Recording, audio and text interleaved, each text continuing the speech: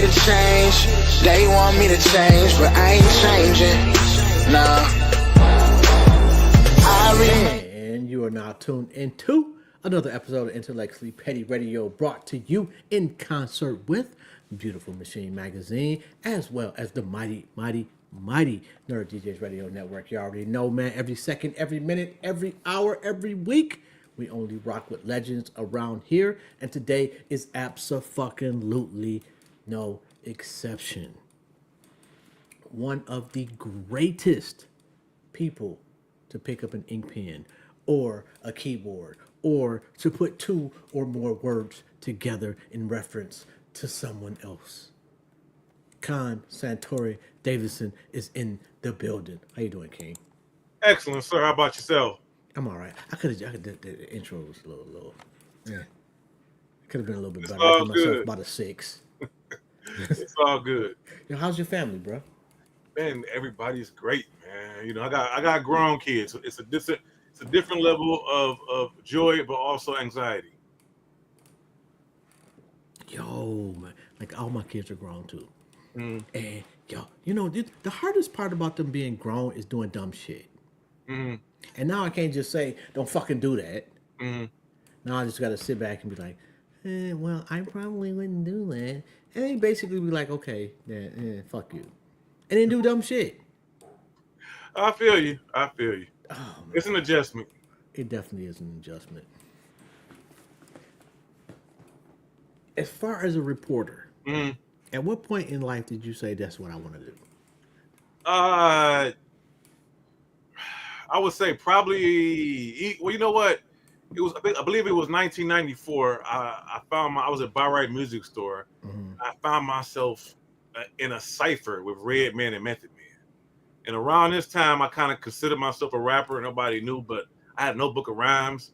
And when Method Man looked at me, like my turn to rap, I froze up. I was like, no. And at that point, I knew that if I was going to be involved in music and hip hop, I definitely wasn't going to be a rapper.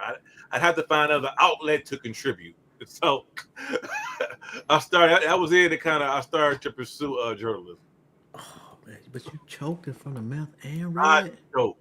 I always said, I was like, you know what, I messed. I could have been like telling couple's friends at the Power, watching the Power like watch night. See, I rapped with Meth and Red. Like, yeah, I was right there. I remember. I was like, it was yesterday. Yeah, that story would be completely different at this point. Completely different. Nigga, I was so much better than Meth. It was ridiculous, man. He got mad and ran away. I choked. Man, I'd never forget that moment. I got pictures where it was there. It was back when artists did in stores. Back when if artists had an album or a show in your town, they would come go to Northland. They come to Eastland. They go to the Justin's Barright. You know what I'm saying? Then was the good old the last era in which artists was accessible, not just online, but physically would come in your city and hang out. Is that a good thing or a bad thing? It was a good thing. It was cool seeing your heroes and seeing people that you admired. And I saw, for instance, I made a few weeks ago, I made a post about Northland. Northland members, and the amount of people that cited celebrities. Like, that time I saw Common at Northland. I remember one day I saw, the Winans and the people. You know what I mean? Like, we don't have moments like that no more unless it's an after party that costs $100 to get into. You know what I mean? That era is going. Chance sighting. Yeah, it doesn't happen. And artists don't do in stores. Artists don't rarely come in town or hang out unless it's some organized thing. You know what I mean? So different era. Okay, so what was the first story you did? Ooh. Matter of fact, and let me clarify that. This first story you did and got paid for it. You know what? Well, okay, I answer it two ways. The first paper I wrote for was a paper called The Michigan Citizen. It lasted till about 2014. Mm-hmm. They didn't survive the digital wave when all the newspapers struggled to trying to find new ways to make money. But that was the first publication to give me a paycheck, give me money to write. But Mm. and with that, man, honestly, the beautiful thing, I didn't know it then, but the most beautiful thing about that gig was, man, all I did was, if I wasn't writing, I wrote about Black-owned businesses or Black-owned nonprofits, just people trying to make a difference within the community. Whether it was Black Star Bookstore or God's World Bookstore, or a nonprofit or something going on at Butzel, or a nonprofit over at Northwest Activity Center. Just Black folks trying to make the community a better place. And I've never focused on that moving forward. I hadn't realized that, even though that's all I was doing, how special it was. You know what I mean? Because, like I said, man, you think of how many people that go unheralded, that people don't recognize, and they've given the best parts of themselves to the city. I think that people don't notice the recognition Ah, because there are stalwarts in every facet in Detroit. There is some doctor that's been in the same fucking community for yeah. 30 years and let you come in there for the freebie or whatever. You know what I'm saying? There's somebody in this. There's a Black person in every lane that's doing their shit that may not necessarily get the accolades publicly, but that community loves their ass. That's true. That's true. That's true. And I think sometimes we mistake success for strangers, Mm, hmm and we ignore the people that really think we're successful. I agree. I agree. I can see that. I like that outlook. I drink a lot, man. So every once in a while. So, what was your first like as far as like doing an interview? What was the first one that you was like, oh fuck, I finally made it. This is the one. Man, might have been Amp 2004. Really? Yeah, Amp. That was one of the first. That was one of the first interviews that I started to understand what type of history ought to be documented. Like most times, when you're in the moment, you don't know. You're in the moment, and you don't look at things as like this is going to be an important interview that day. But interviewing Am Fiddler in his basement, and he's talking about touring with George Clinton, talking about how he introduced the music of Jay Dilla to Q-Tip and Tribe, at the Lollapalooza tour in '94, and just getting all this Detroit music history that I'm not sure how much had been told. And this is early, it's in 2004, So this is why everybody mentioned was still alive and progressing and creating. But when 2 decades go by and you're able to look online or look in your my cutoffs, my archive, that like you got you documented that history, those stories started being told because you're the one that put the recorder in front of them and told the story. So man, that means a lot, man. And maybe after that, by 10 from Slum Village, man, because he gave me an incredible interview, and this came at a time, y'all, when this brother, man, he had, man, extreme mental health issues, schizophrenia, bipolar, deep depression. He had substance abuse issues, heavily crack addict. And we didn't have no sympathy back then. Back then, you was a fiend, you was a crack. Yeah. Back then, you was crazy. And hearing this story, him shadow boxing cars in front of, at that time, the Michigan Theater on Woodward, and the cops come get him, and he hears Slum goes up on stage. I'm supposed to be on stage, and they're like, "Nah, bro, you got to go to the hospital," and and this stories, I vetted that story with Slum, like, and they're like, "No, that's what happened, man." So, again, and that was an early story. Like I said, back when we didn't, our empathy, how we looked at those things had changed, and was like, man. And to be honest, nobody had never was that transparent. But somebody, even in 2000, what that was 2007, even then, for somebody to look in your eyes and say, "Man, I just started smoking crack," had nobody been that That's a crazy fucking sentiment, though. Yeah, it is. I just started smoking crack. He said I wrote some great rhymes and I just got hooked, and I was like, man, that. Like, at what point you sitting in life and you like, I want to try crack? That's where he was at. That's where he was at from a depression standpoint. That's where he was at from a mental health standpoint. And and I, I appreciate his transparency. I just hate that now again. When the population outside the hood embrace thing, they change it. Now you substance abuse. Now there's this empathy and sympathy for what you're going through, and we hope you win the battle. Which we talk about different back then. We're gonna We be honest, man. White people got hooked. Yeah, exactly. That's what happened. Yeah. That's exactly what You happened. know, That's now exactly we care. right. Yeah, exactly. That's exactly You what. know, shit. I ain't gonna tiptoe around this shit. Like we Yeah. are, that is what it is. Now we put kid gloves on it and we handle it. When the reality is that we probably should have been handling it better that way. But as you say, to keep it 100, hell, for the better part of 15 years, we made the black woman the mascot for the crack era anyway. So us as everybody had extremely desensitized ourselves to substance abuse. You know what I mean? Oh my We goodness. threw you away. So and he even said that. He admitted that. He was like, man, I was a crackhead. Let me ask you this: Mm, most from a historical standpoint, most mm. important moment in Detroit history since you've been alive. God, that's a tough ass question. That's a really tough question. Most important, I got you got For to come me, back to while me. you think about that, for me, Coleman Young being elected.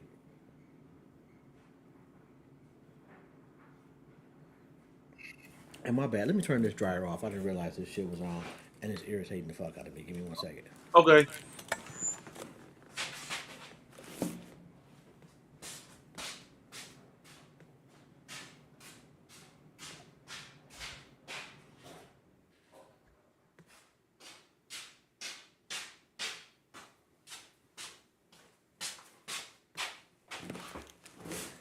My apologies, but that shit was No, just you good. irritating my soul. Good. Yeah, Coleman Young being elected for me, Mm-hmm. it. I think that was not the Detroiters didn't feel empowered as Mm-hmm. black people, but I think that was the moment when black people took over the city. I could see that.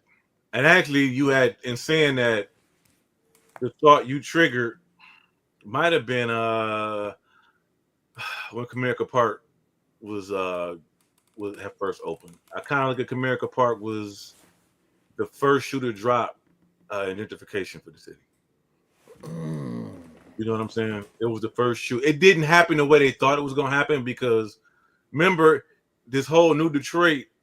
They thought it was going to be a little faster than it happened. They ran into the '08 recession and the city's bankruptcy, so that delayed things. But that Comerica Park, and I point that out because I was a kind of a semi-regular at Cafe Mahogany. You know what I'm saying? And the primary reason Cafe Mahogany couldn't last at that spot in Harmony Park because, well, here comes Comerica Park, nice and yesterday's prices ain't today's prices. Everything going up, everybody, and Yeah. so that was part of the wave of that. But over those next, say, I believe what Mahogany closed in what 98 or 99. But over those next 15 years, you kind of saw things turn where it's like, okay, places I used to go is changed, and the places that took its place act like I ain't supposed to be there no more. There was a period in which there was open mic poetry word spot 7 days a week downtown. Downtown, you can go downtown 7 days a week and find you a poetry spot. And now that's non-existent.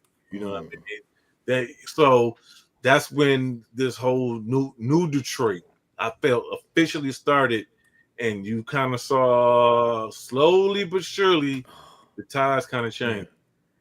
I don't If know. he wasn't a couple of the millionaires, heck, I've talked to people who talked about just trying to find out if you had the bread and you a brother, just trying to find out what to buy, getting access to information, but like, oh, what's for sale? Because I want to get in it too. I got the beans, and ain't nobody giving up no information. Ain't nobody gonna sell you nothing. They going about it the wrong way. They asking the wrong people. That too. They're trying to ask from the top down, Yeah, and but you need you need to be you need to be asking the secretaries. in the era, what we talk late '90s to maybe 2005, 2006, in which information. The game don't change. The information has to go through somebody that's not getting paid a lot. Okay. Mm-hmm. And the key to the information has always been that person. Mm-hmm. And usually that person is generally don't give a shit about the information. They're not trying to make a huge bag. It's Mm-hmm. like, I want to see my people win. Mm-hmm. Mm-hmm. So I think that sometimes we feel like we've bought ourselves out of a certain way to go about doing things. I got you. Mm-hmm. And some shit just is the best way. Mm-hmm. You know, that's interesting though, Comerica Park. Cause that yo, I saw a white dude walking a poodle on Woodward about 10 years ago, and I knew Detroit was fucked. Yeah. Yeah. And this was like 7:30 in the morning. Yeah. Yeah, Yeah. the It's audacity. it's elements there. Like my friend T Miller had a nice line in the poem where she said, "You can't build a new city on top of people that's still living there. Like the people, yeah, you ain't the people of the old Detroit are still there. Quit acting like they don't exist with all this newness. And it's not hard. All you gotta do is just make sure you make moves and do things that feel open to everybody, not just doing some shit that okay. This why don't I feel like this was here put for me? Okay, let me ask you this: Uh, most important name in hip hop Detroit history.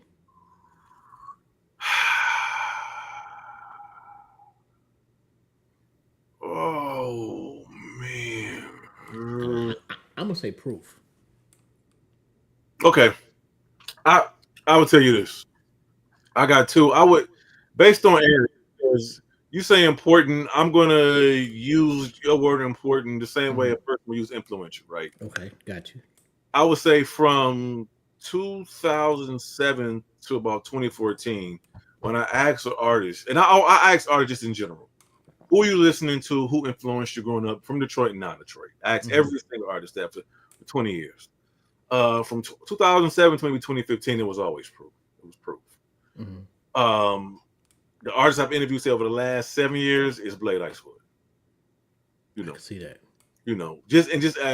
and I'm at an era now where a lot of kids, especially that's younger, they say, "Hey, I was influenced by Blade Icewood. 'Cause that was all my dad listened to." You know what I'm saying? Because again, you Yeah. talk to a kid that's 21 that Yeah. that was born in '03 or '04.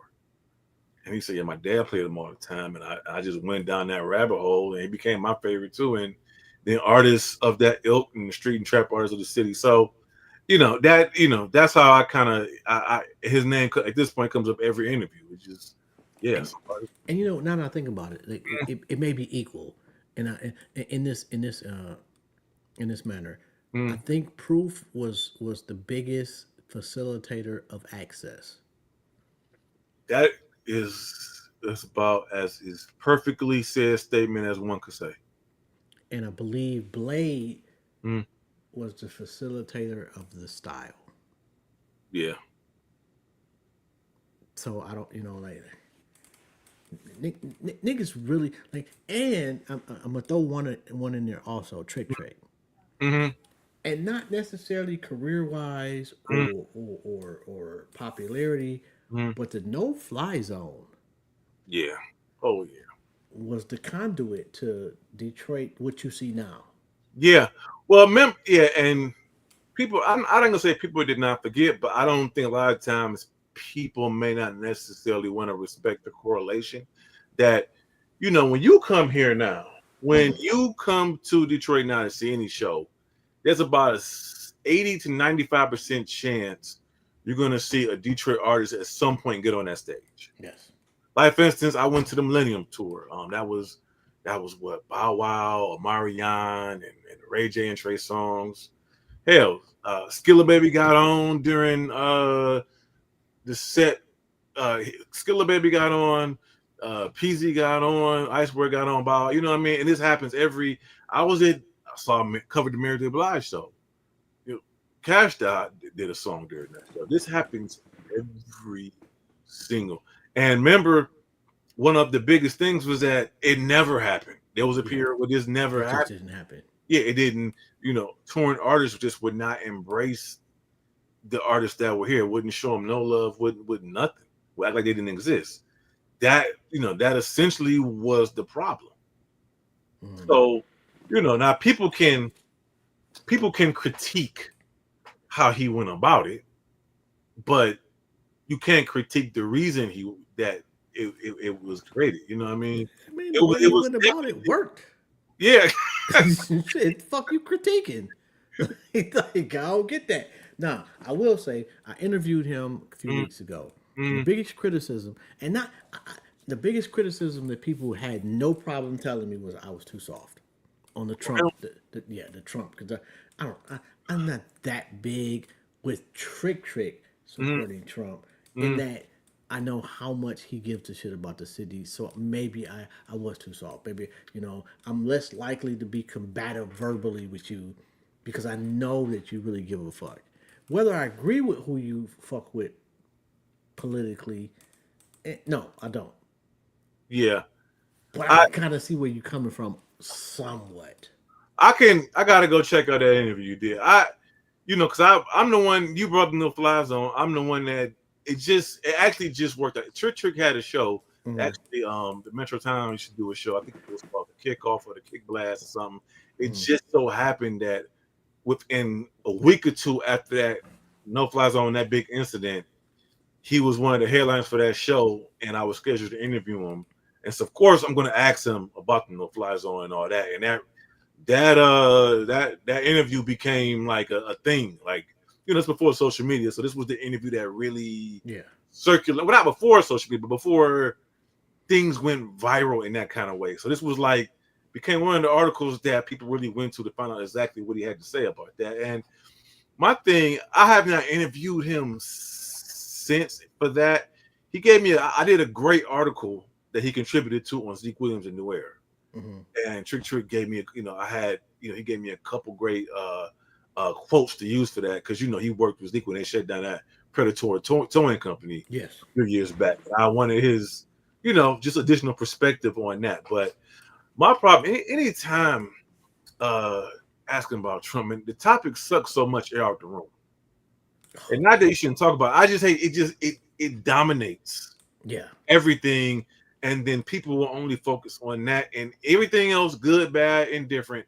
That Doesn't gets matter. because it becomes less important because everybody focuses on just that. Yeah. Pretty That's much. I Once hate you that. bring that shit up, and That's it it. depends.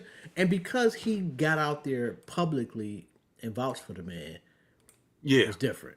yeah, yo, yeah, it's way different. But Yeah. it takes. Let me ask you this though. Mm, From a media standpoint, are we mm, giving them niggas a pass that supported Trump? It ain't just Trick, Vezo, I want to say Peasy. And are we not holding them accountable for that support? Or should we?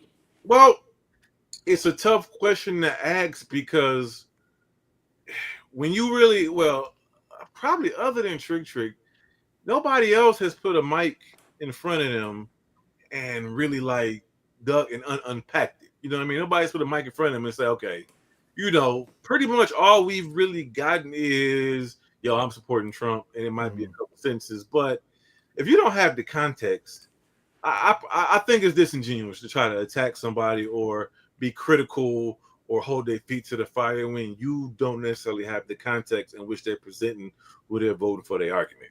You know what I mean? That's why Yeah. I've never done, and I try. I mean, I made an attempt to try to build kind of like a article where you kind of talk about, and not just hip hop, but just Detroit influencers and hip hop, and try to find, yo, you voting for this, you voting. Let's talk about why, and I really just couldn't get enough. I couldn't get the quotes, couldn't get the interviews together Mm-hmm. to create something of substance that I felt comfortable presenting. So you know what I'm saying? So you know, but like Vessel, I mean Vessel, to give him credit, he talked to everybody. He talked to RFK when he was still in the race. Camilla was he talked to? He talked to everybody. He asked questions, so it wasn't like I didn't feel it was a situation where this is my guy and I'm not giving everybody a chance. Mm-hmm. It came across just from his his post and interactions that he listened to what everybody had to say. You know what I'm saying? He showed up, so I'll give anybody credit. I'll give anybody credit for that. Now, I will say for me, Mm, I think the biggest concern mm, is that we're going to rappers in the first place. yeah. Like we've got so many people that are way more, and this is no slight to any rapper. Mm, The brothers, especially nowadays, seem to be really on top of their shit, both mm-hmm, from just every angle of the business. mm-hmm, But we got professors, mm-hmm, we got people that have been in politics their whole lives. mm-hmm. Like there's a lot of people that are probably for that particular topic a little bit more qualified in our community. So I fucks with Vezo. You Yeah. know, Well, I don't know if I need to fuck with Vezo's political opinion see, as much as maybe Mark Lamont Hill. right, but this is you get into a really limited gray area with these kind of arguments. It's no different from the athlete that Shut up and dribble. you put them in a trick bag because Yeah. you'll tell them, white folks tell them shut up and dribble, and we say no, let a man speak. He's talking about police brutality. He's talking about this, but when they don't say what we want them to say or think that fits an agenda for our people, we say, man, just stick to playing basketball. And rappers are the same thing. Yeah, pretty You much. know, man, we would never tell Talib Kweli that, like, man, I think he might need to walk away from some of the political content and we would never tell Dead Prez that. We would never tell Chuck D that. Because we agree with them more. You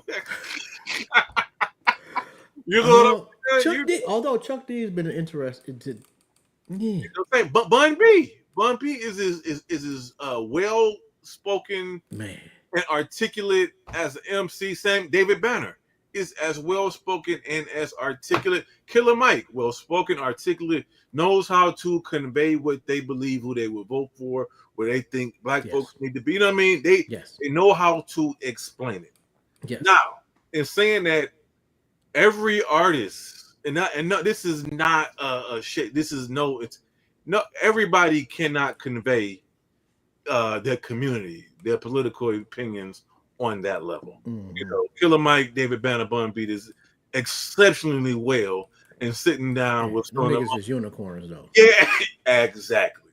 So you can't expect that. So you know what I mean? But I do realize though, like I say, you put artists in a trick bag. You know what I mean? They damned if they do, and they damned if they don't. Yeah. So I give them grace. I'll agree with that. Most surprising interview you did?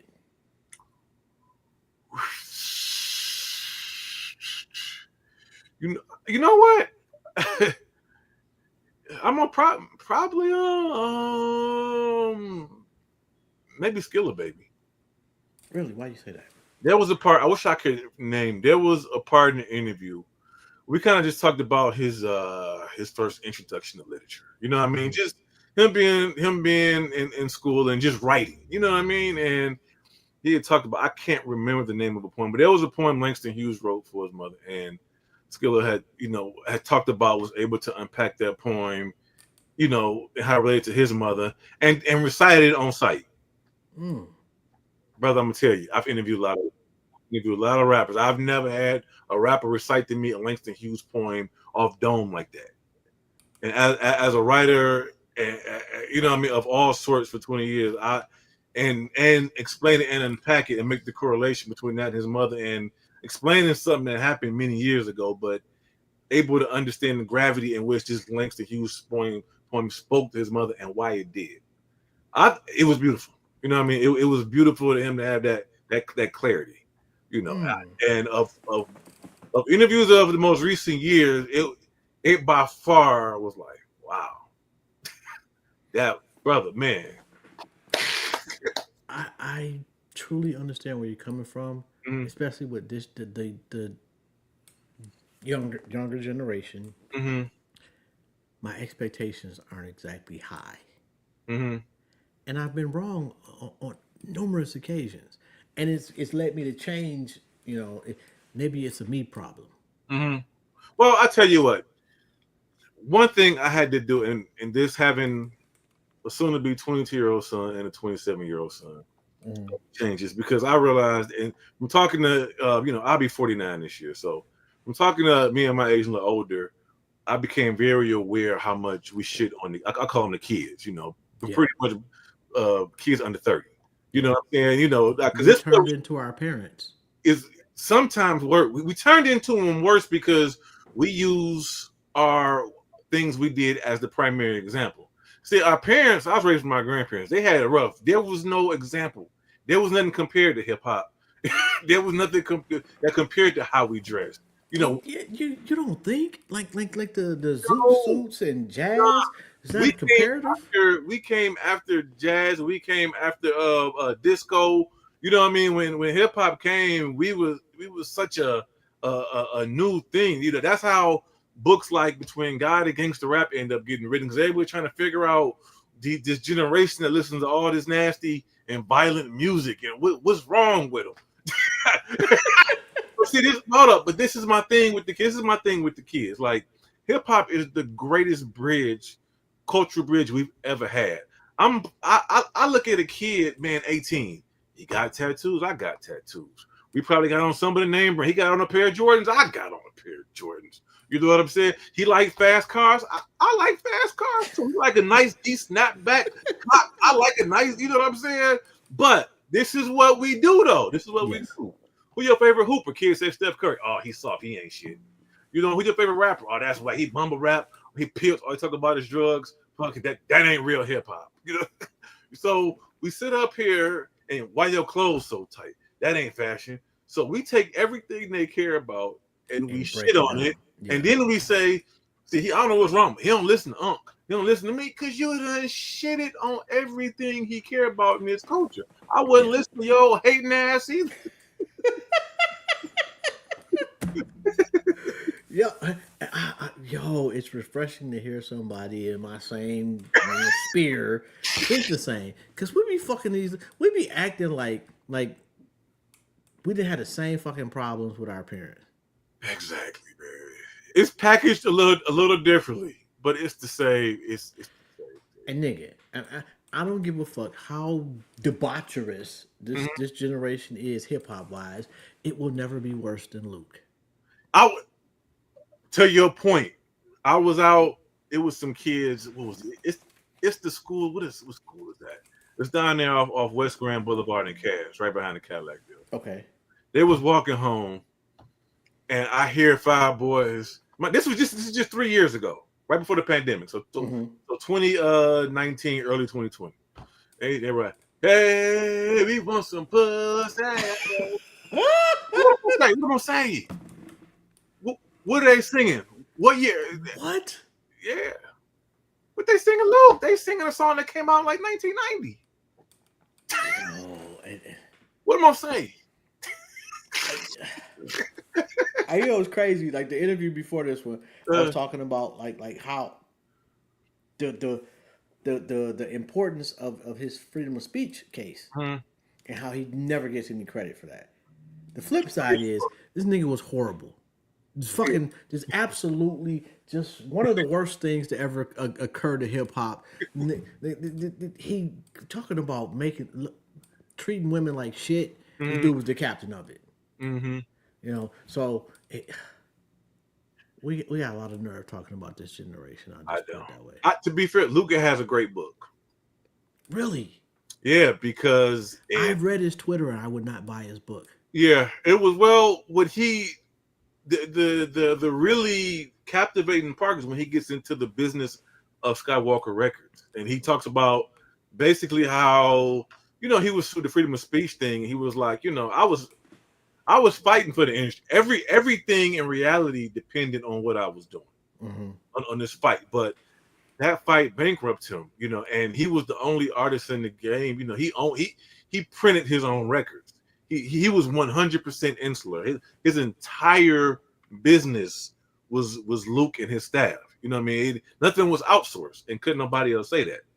Really, I did not know that. You know what I mean? So he was like, and when he got sued, who was that? Spielberg, because he would say Luke, and they sued him to make him change. He was like, all that stuff was just financial hits to the point where he ended up having to make a deal and mortgage his company. He basically had to refinance his own company because he just ran out of money from fighting these government cases and these lawsuits. So, and he was like, you would think that like Russell Simmons or people in the industry were like, man, we appreciate, because what his thing was, what I was going to affect everybody, because his freedom of speech, cussing, all the things I say. Yes, I was extreme with him as it came to ladies, but all y'all in the records with on the West Coast with AKs and GATs and is that y'all? This gangster rap doesn't exist without Luke. Exactly. This was going to affect everybody. So for y'all, for y'all to show me zero, everybody kind of went ghost on him. He was like, okay,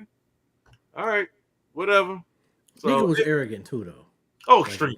Like when he was getting his bag. Yeah. And that was the problem. Yeah, it was. Yeah, it was. And to be honest, he's of the people who are.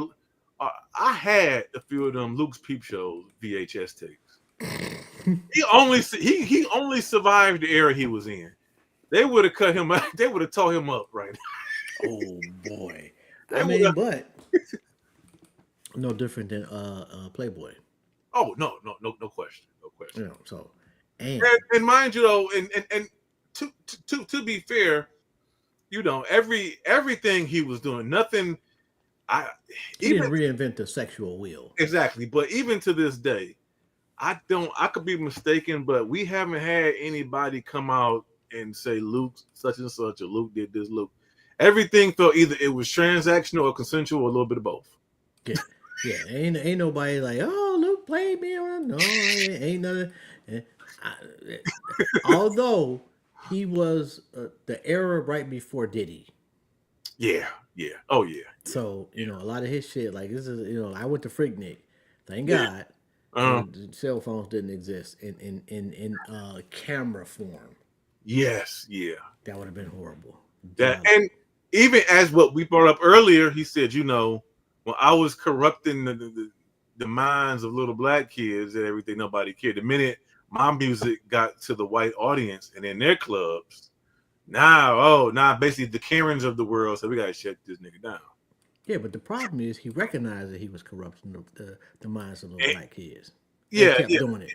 Yeah, I mean that's true. Yeah, I mean, although it's that's a slippery slope. But it depends. Like, I did a podcast once, and I was like, I'm as much as a hip hop head I am, I'm all for taking accountability and like of what's put out. I get it, because I was like, even as bad as Luke was, you take that. What NWA say, didn't get no play from the ladies. 6 niggas in the car, you crazy. She was scared, and it was showing, and we all said, fuck you, bitch, and kept going. Yeah. This was what, 89, 90, 91? Yeah. This was what I'm rapping this in 9th grade, 8th grade. Yeah, like now, luckily, if we're going to like, and I'm on record with this, like Snoop, and I think he's got, and I'll say this to my grave, one of the Doggy Styles were top 5 albums of all time for me. However, this nigga was one of the worst things that ever happened to black people. Yeah, it was. And then, but if you want to be a lineage, who was Snoop and a lot of them? What did they bring into a lot of their music as far as imagery and aesthetics? The blaxploitation era. Yes. You never heard more about the Mac than when you heard Snoop Dogg music and West Coast music. You know what I mean? Right? About that, yeah. That was so that what was he inspired by? He was the Mac. Your bitch chose me. You know what I mean? This was, and then it was just the Oakland pimp scene. Yeah. You know what I mean? What was it? Bishop Mackie, Don Juan. What was the big thing they had? The Players Club party? It was something. Player of the Year or something. Yeah. Oh my God. Yeah. So it's a lot. I mean, You know, So black people are there's a lot. so beautifully unique. But my defense has always been, man. Unfortunately, hip hop, much like America, you don't get one without the other.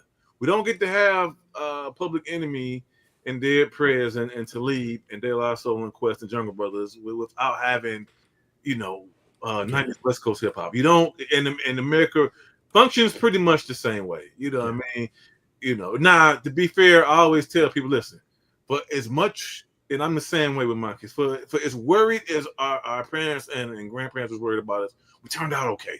We got degrees and stuff. We got jobs. We those of us, like I tell, listen, I've never known anybody to make a pivot or let hip hop lead them somewhere unless it was somewhere they was already going. You know, that same. Completely disagree, and I'm gonna tell you why. Well, hold on, let me finish. I put this down, but the same, like, okay, I always say Lil Durk. The Mhm. same person going to the World Trade Center in their corner office is listening to Lil Durk, and then somebody else driving to the block to move some packs that's also listening to Lil Durk. That is true.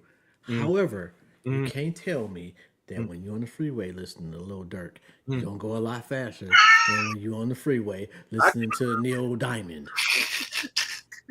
You do. your Yeah, the way your yeah, driving becomes more aggressive. yeah, yeah, That is a microcosm of what music can do to you. yeah, Now, yeah. it may not necessarily turn you into a serial killer, Mm-hmm, or somebody you may not necessarily go hit the block, mm-hmm, but it may introduce you to a bad decision that you may not otherwise have been introduced to. mm-hmm. So Yeah. there's a little bit, and I'm not excusing niggas like you shooting up the block, bro. It's got nothing to do with Ice Cube, you know. But like if you listen to Ice Cube's NWA shit repeatedly for 6 months, you're gonna be a kind of a different type of individual. All I've ever wanted was balance, and you gotta understand. There's Detroit is kind of in that wave, like during the mid to late '90s, the slum villages, the Royces and the M's, you know, that It's did the backpackers and the gang niggas, they won, yeah. Now the during street that niggas, same rather. time period, they had the streets, they had the clubs, Yeah, Rock Bottom, the Street Lord Boys, they did not necessarily get the mainstream love and looks and you know what I mean. It didn't not to that quite that level, and so now it's kind of reversed. yeah, Now the street niggas winning, and I'm yeah. fine. A lot of people don't. I'm fine with everything comes in waves. I'm a fan of balance. I pull up my playlist against anybody. I don't act bougie about my playlist. It's balanced. Yeah, It's that's not something pretty horrible. with everything. Because I understand the reality. Like you're not if gonna get one without the other. if God came to me about my playlist, probably going to hell. Me too. Since I'm gonna I don't be want to have that honest. conversation with you. I don't. That wouldn't be a conversation I look forward to. But okay, so this is a question that I ask everybody that comes on the show. Has absolutely nothing to do with anything. Mm, But you are sitting on a park bench, and mm, God sits down next to you, and mm. he or she says you can ask them one question. What would it be? What did I do that you were the most disappointed by? What were you the most disappointed by? What you've done?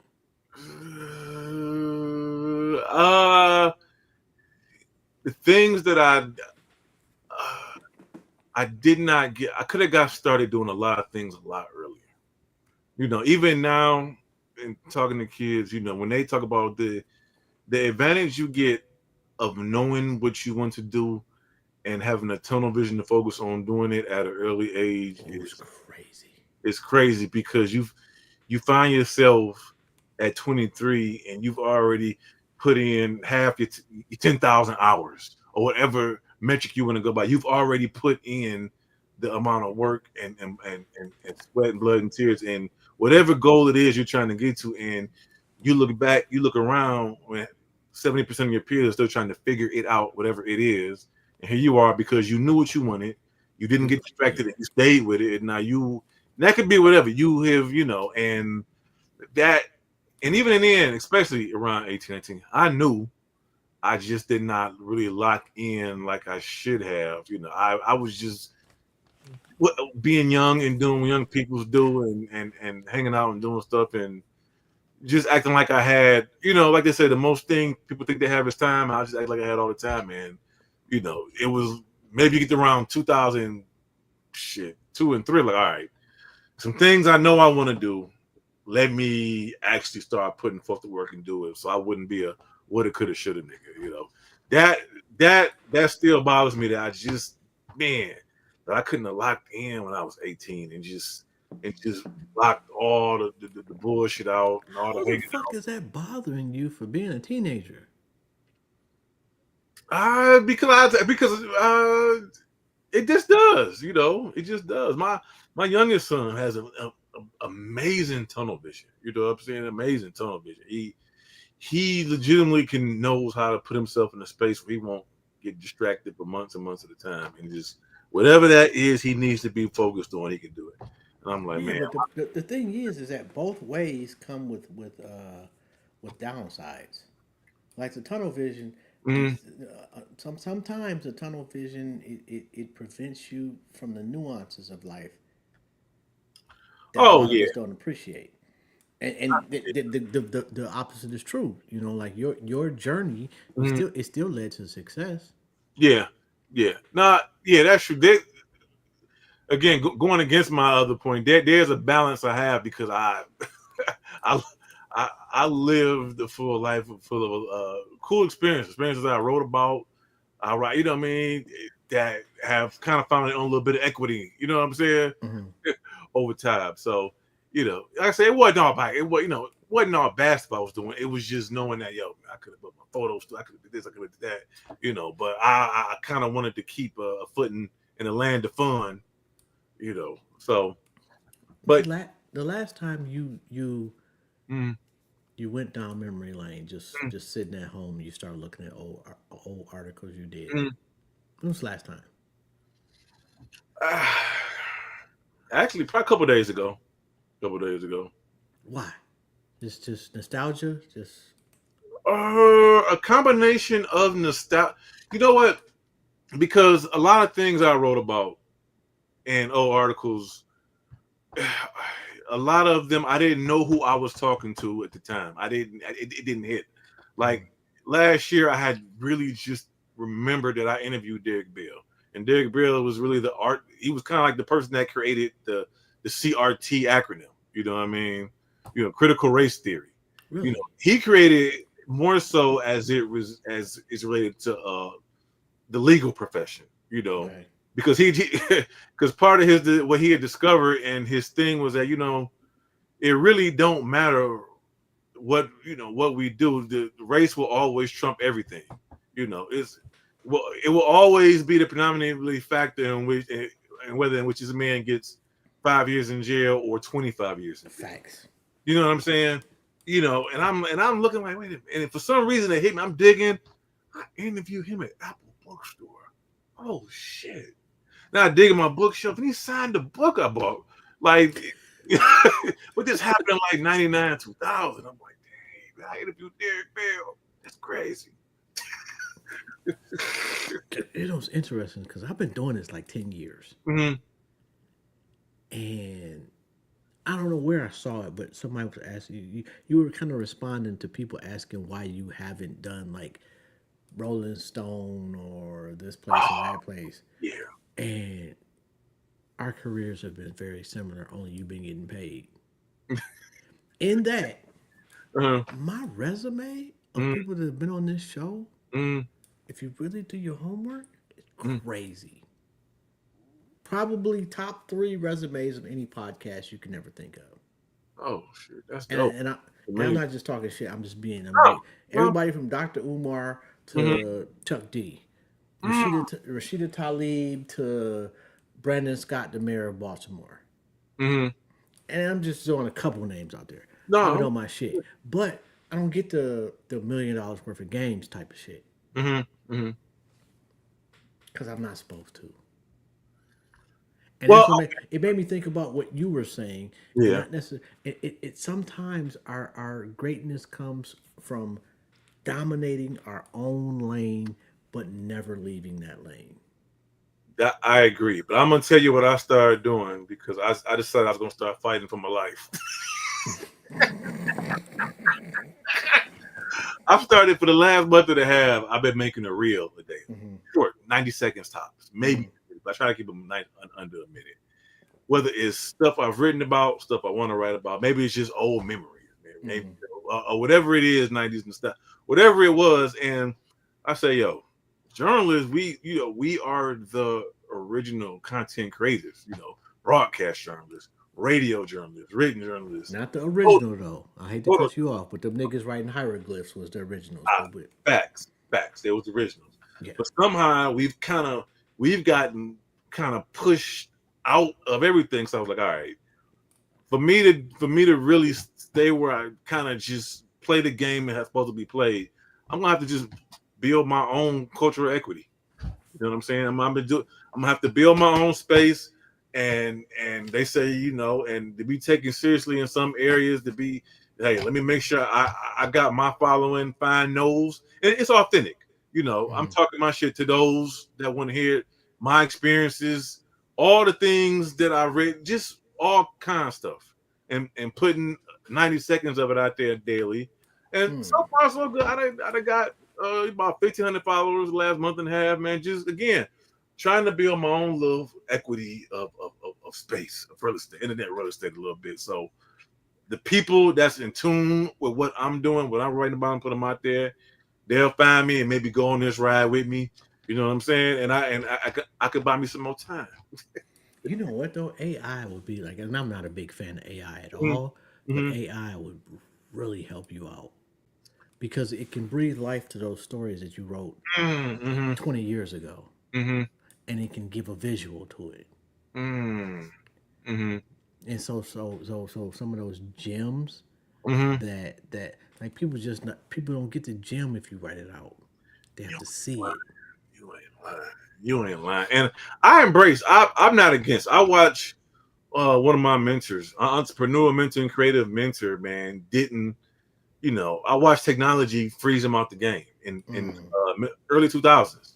You kind of, he's my mentor, so he's an older gentleman, and he just couldn't keep up. Once we get into advanced levels of Photoshop, once we got into social media, that was just way beyond what he could handle and what he could dig into. And you kind of saw it, man. His people just stopped asking him. He stopped basically getting paid. People went other direction. He just kind of couldn't keep up with technology and the people that want to. And I see I 1,000%.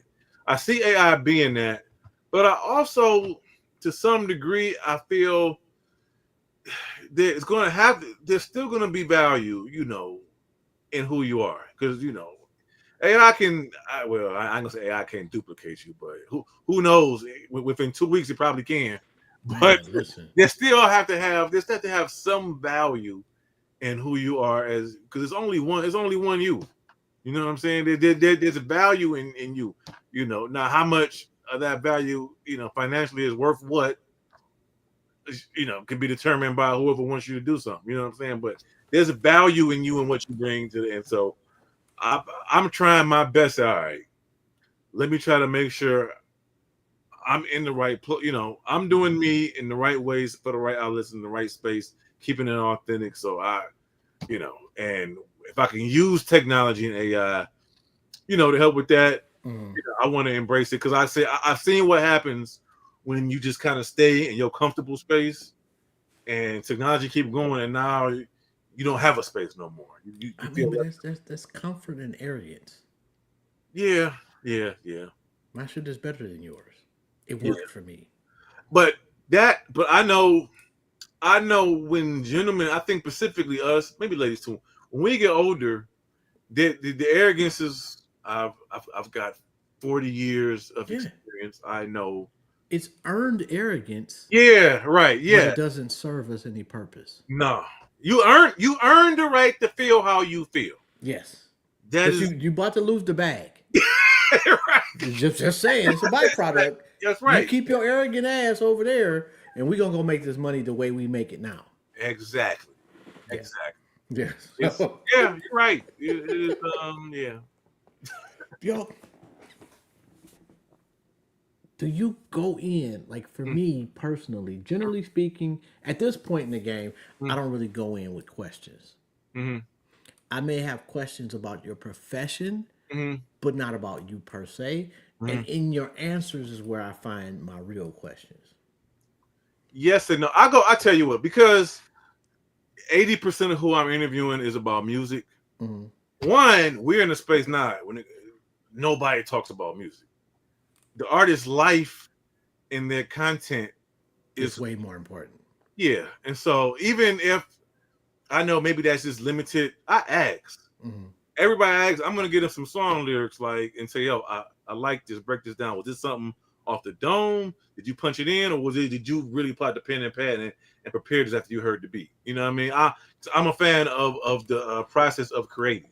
So I Right. want to hear, yo, when you went into the studio, you got to hear the beat first. You know what I mean? So those questions I hear because they're song specific. You know Mm-hmm. what I'm saying? And I already know, one, I ain't gonna lie, I like at some point in the interview, people be like, especially these young kids, you a real journalist, man. Nobody never asked these kind of questions. Because they Yeah, because because they want to. They assume you're stupid. and they're artist specific. Well, that and who the podcast and things that went on by influencers and just, people just having popular conversations about Yeah, popular things yeah. aren't They necessarily. want clickbait. Yeah, right, right. Just like I had made a post and I was like, the most clickbait thing that goes on a national standpoint is when they get an artist from Detroit. And I've seen it over and over. They get an artist from Detroit, and at some point during the interview, so what do you think about Eminem? You think he's the best rapper in Detroit? And artists, they usually fall for it every time because they know no matter how you answered the question, they're gonna take that 20-second clip and immediately post it, and it's gonna go viral, no matter how you answer it. You know what I'm saying? Mm-hmm. And most of them just never answer it the way it should be, because if you're just going by journalism etiquette, you don't ask artists about another artist unless you have a song with that artist, unless it's been known that you have some sort of friendship relationship with the artist. You don't just come off the cuffs. You know Mm-hmm. what I'm saying? I don't, if I had an artist from if I had 2 Chainz here, I wouldn't say, so what do you think about Outkast? What the fuck you asking me that for? What did that, like, he just do it? Did they just do a song? Why? I wouldn't go to New York at, ask, what do you think about Rakim? Like, I think, I might ask about Rakim. I mean, if I'm talking to a younger artist, you know what I mean? I would never name drop as a way to lead to say, I'm gonna act now. Mm-hmm. Who influenced you? You tell me, artists, oh Okay. yeah, what songs were out? Now we got something to talk to. Not, but when they do it to the charts.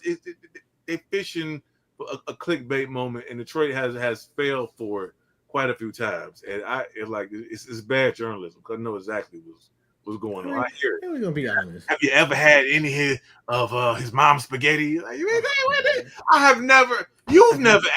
Yeah, I've never done. First off, that and those 2 Coney Islands downtown, forget. Stop. We're not going to. We're not. I hate when you and I both know. I don't like the plan. You not Detroit enough, or you ain't Detroit. But you ask somebody if every Coney Island, they say one of them 2 downtown. I've automatically judged. You're not from Detroit. You Sterling Heights. Like you're not even Southfield. Just go say Leo. Right. Like You better off say Leo. That would tell me.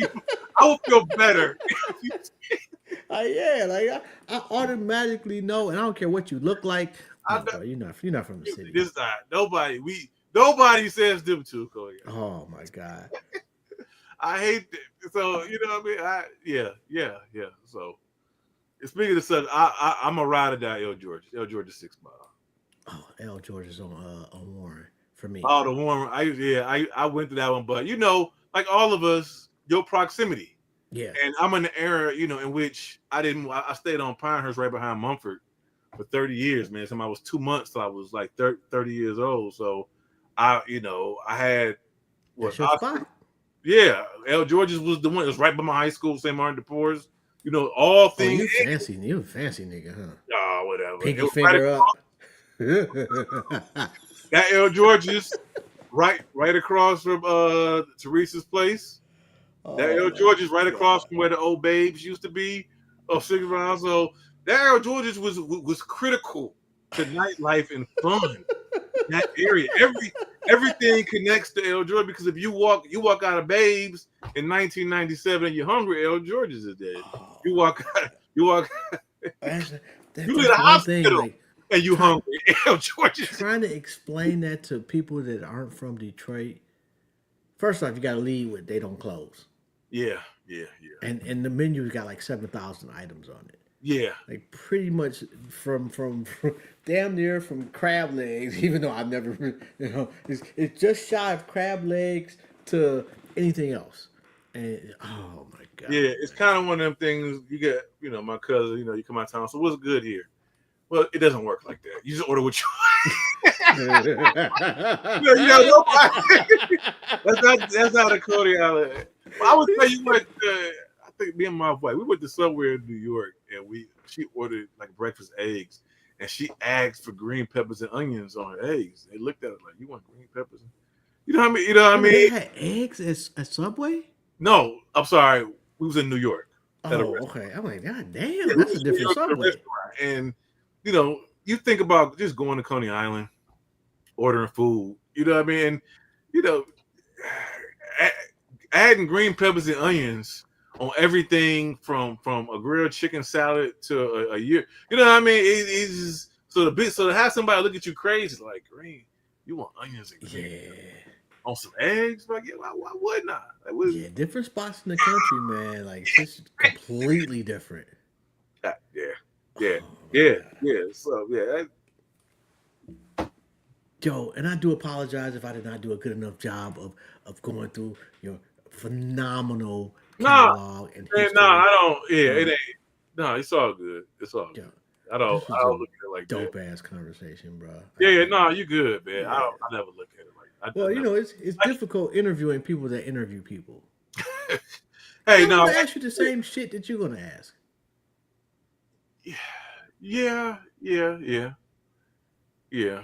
Because most times, because people interview, there's certain interview, certain things when people want to hear about most impactful or most memorable interviews, certain things like that. They do that. Those questions kind of come up, Yeah. and then the real hip hop heads just really lock in on just certain artist interviews.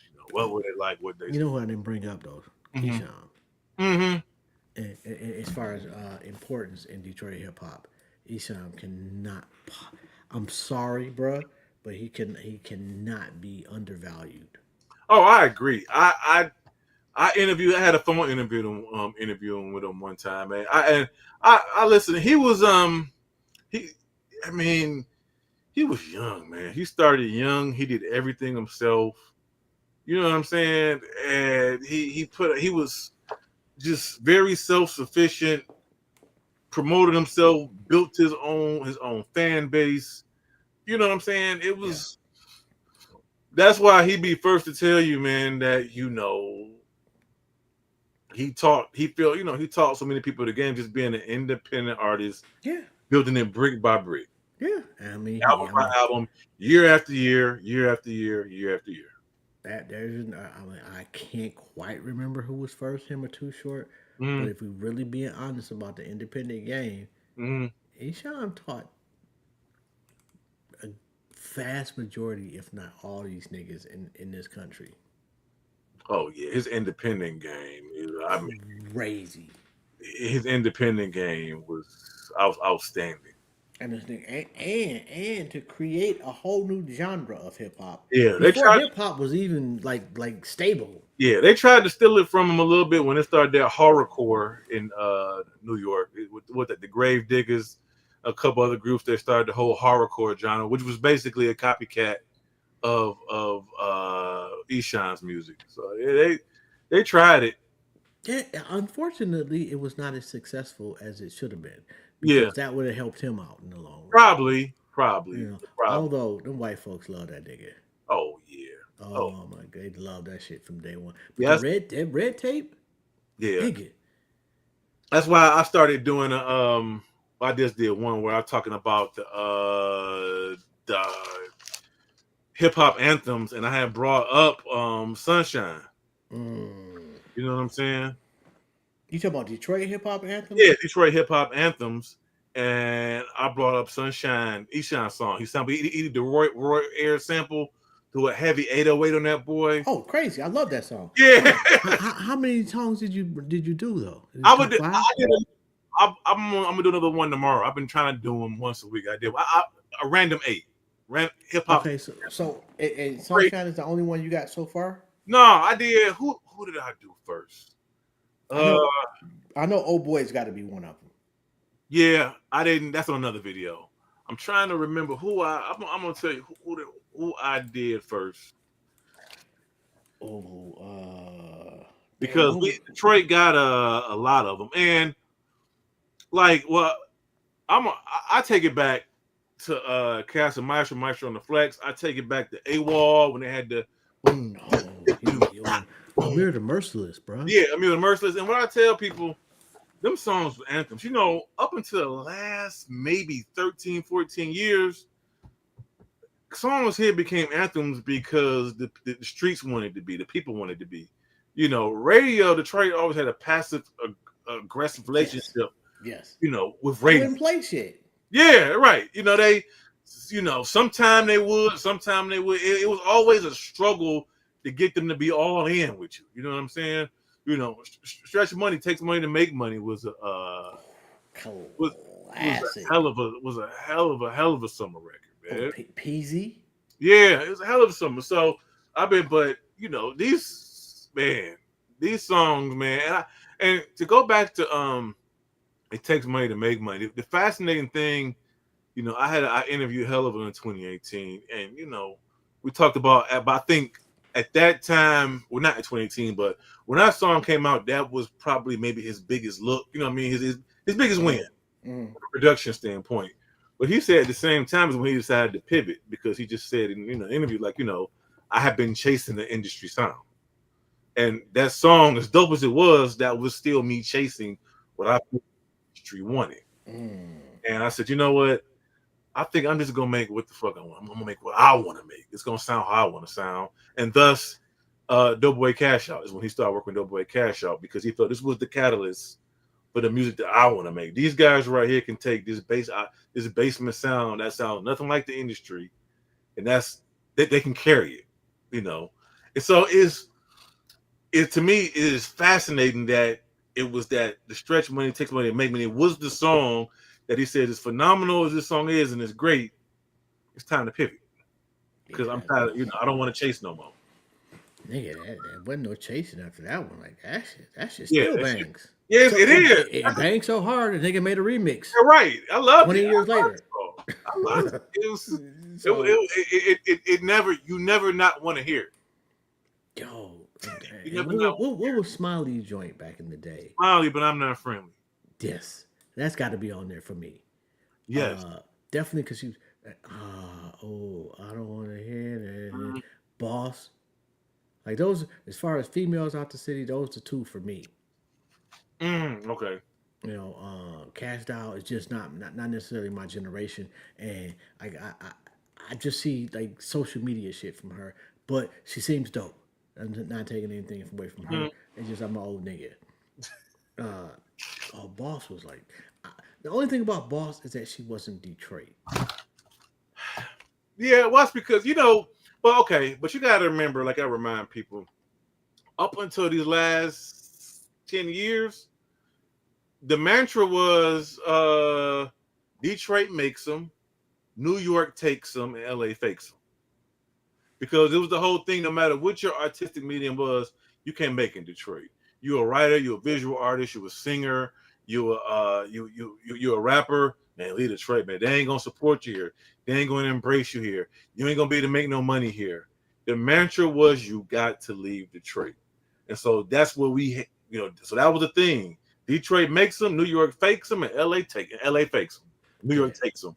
You know what I mean? Which, when you think about Smiley was still Detroit though, bro. Like that, yeah, she was, but I fucks with Boss heavy. I was one of them niggas. The aspect of her leaving, to find her success, you know what I mean, and I staying, and it it was different. I mean, like Slum Village, you know, they was dope. Q-Tip took them and made them doper to a bigger audience. Found out how dope they were. Make sure the country know how dope they were. But they had been a dope when they was just in Detroit. You know what I mean? It's just they did not necessarily get the same. They didn't represent the Detroit sound. Yeah, but see, back then we didn't even. I don't think they said we had a We pack. didn't have necessarily a sound, but we had an identity, and they did not represent. They came off as niggas from New York that live in Detroit. Yeah, but I think part of that was that people didn't have the patience to pull back their layers, and that's why when you hear people talk about like, yo, y'all think they was this type of way. No, I mean, they used to go to the strip club. We used to hang out in the corner like they were. You just had to you just didn't think it sonically. You thought they on some other shit. They on I some mean, bull. but they weren't talking about goon shit either. You know, Actually, if they were in a lot of songs, it wasn't heavy, it wasn't lace, but it was heavy. But again, and I'm not knocking them niggas. I think them niggas is geniuses and did. I think most of us did Detroit hip hop a disservice by only fucking with a certain gangster type of shit. right. But When there that's was a lot of other because shit out here. Detroit has always lended itself to more gangster. Yeah, Yeah, because we get money. yeah. Detroit has always lended itself to more gangster content. Yeah, yeah, yeah. There's always been more that's going to go that way, you know, rather than a strict boom bap. Even if boom bap is winning, the listeners here are still going to lean more towards that way. Yeah, yeah. That's, you know, They want the essence as opposed to yeah. That's just the way it is. yeah. You know what I mean? So just like New York, you know, Niggas go nigga. the problem with New York is New York always is trying to find the old New York when New York the country has evolved. That shit died. Like New York want 90s New York back. They want Mobb Deep type. Yes. They want that good. Yes. They want that shit back. And to be fair, Griselda and labels like that will still give it to you, but on a mainstream level, that is over.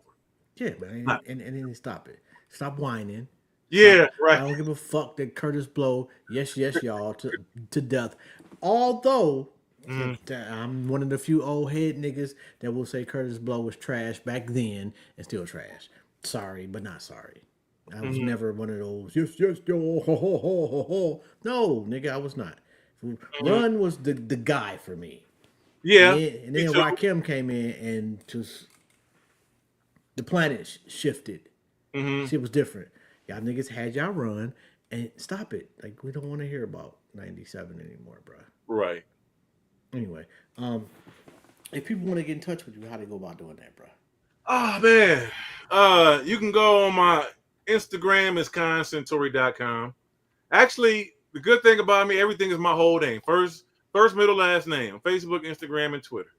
And TikTok. KahnSantori.com. Or Kahn Santori. Everything comes up. You Google my name, all my contacts, or you go whatever your preferred social media platform is, you throw that name in there, it'll come up right away. Yo, Kahn Santori. I don't even know what that means, but that just seems like one of the blackest names I've ever heard, bro. Hold up. I'm gonna tell you, I don't Santori is kind of like a common surname in France, like Smith and stuff like that. I genuinely was embarrassed by it over the year, up until I got probably 24, 25. I was embarrassed by the name, like, I thought it was feminine. Like it didn't. It sounded weird. And then I got a friend of mine because I have a photography. I got a friend, my boy Marco. I saw the name of his business was Marco Antonio Photography. He's like, "Yes, my middle name." I'm like, Marco Antonio. Well, goddamn it, if Santori sounds just as sweet as Antonio, shit, I'm about to claim this mug. Niggas start talking with an accent. I am Kahn Santori. Right, I'm about to claim this. Now in the era in which in the era now in which everybody is the same, any type of way you can stick out, Yeah, authentic to you, man. Yeah. Don't sleep on it. Although the Davidson just seems foreign to Kahn Santori. It do, but it is what it is, man. So I ride with it. So some people, I've used it so much that a lot of people think it's my last name. Mr. Santori, you know, because I roll with it, man. I roll with it, man. I fucks with Santori. That shit. I appreciate I'm Kahn Santori. That shit I sounds like yeah. I could slap you, nigga. Anyway, I appreciate it. yo, man. So this has been a phenomenal conversation, bro. I I can't possibly appreciate it. thank you enough. If there's anything I could ever do, man, I don't. You've been doing this shit way longer than me, and leap years better than I could ever pretend to be. Before we go though, too, man, I want to tell you if nobody else has told you, man, I'm proud of you. All right, oh man, that means a lot. That means a lot, man. Yo, man. I'm all right, man. And you saying that ironically, I'm quick, not quick, but I make it a point, man, to acknowledge brothers. In fact, I would tell you this about 5 days ago. I don't know if you had I don't know if you fuck with Zeke and New Era or Yeah. attention. He had made a post was like, okay, everybody want to do a new media, a new IG page about rap, man. We it's a lot going on in the community. Y'all can talk about other than rap. Nothing wrong with rap, but I'm just saying. So I felt them on that, man. So I did a black man shout out, man. You know, I went through, man, and just gave a shout out to cats like Jason Wilson and what he's doing at the academy and his books, and Jalen Rose, his academy, Zeke himself, my man Calvin Colbert over at Detroit Impact. My brother can't think of his name over Detroit 300. My man Malik Shabazz is still recovering from his stroke. I just went through, you know, not putting all our thought into it, but I just did a verbal shout out on the IG post, man, just to give a shout out to the black men, hey yo, who I felt that were out here, man, trying to give something to the community, man, and for year after year after year, man. So, you know, I was with it. Yo, You tell me proud, man. I appreciate it. yo, nigga, you deserve it. Nigga. Mm-hmm. You've been the voice. Mm-hmm. You know, like you. I don't think you realize that you have been the voice of a generation. Man, I appreciate it. You know, no, you put the work in. You deserve that. You earned it. Thank Anyway, on that note, man, I'm gonna let you get, and shout out to the background too, man. Like, we were Okay. talking about that shit before we got on Thank air. Uh-huh. Dang it, like, oh man, if you just want to get rid of one of them tape decks, there, let me know. I got you, bro. I got a keep couple of tapes. I seen a tape that I found the other day here. Like, oh shit, I got a fucking tape. Where did this come from? right. You know, now I got nothing to play it on. Anyway, on that note, man, if there's anything I can do for you, please don't don't hesitate to let me know, and I got you, bro. No doubt, man. I appreciate the time. I appreciate you having me. Oh man, shit, it was an honor, man. You have a phenomenal day on purpose. Thank you. You too. No doubt. Peace. Peace. Yo, come on, man. You already know, man. We only fuck with legends around here. Today was absolutely no exception. Yo, Kahn Santori. You know, I had to say that shit with some oomph. Oh, wait a minute. Hold on. Okay, I don't know what that means. But, yo, who do we have next week? We have Giovanna Pozon and Brian Tipton and Maureen Yancey, also known as Ma Duke. Which is, well, we'll talk about that next week. Should be pretty fire. Appreciate y'all for tapping in. Don't forget to like, subscribe, and share the episode. And I'm out of here. Y'all have a good one.